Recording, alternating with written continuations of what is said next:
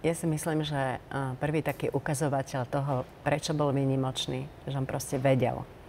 On prišiel na tú skúšku pripravený.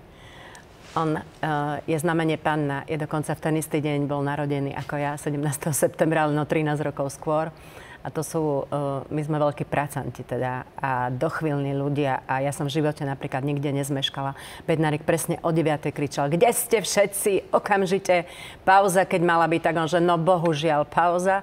A keď sme mali skončiť o 1, tak on, že nedarujete mi ešte 10 minút, zajtra vás pustím o 5 minút skôr, príklad.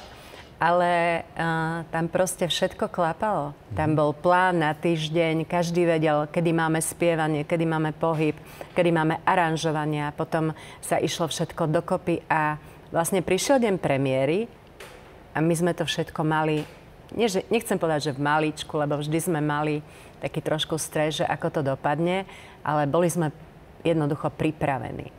A ja viem, že raz som s ním mala také, že na mňa kričala, ja som potom plakala, nezvykla som plakať a nezvykol na mňa kričať, takže sa ma to veľmi dotklo.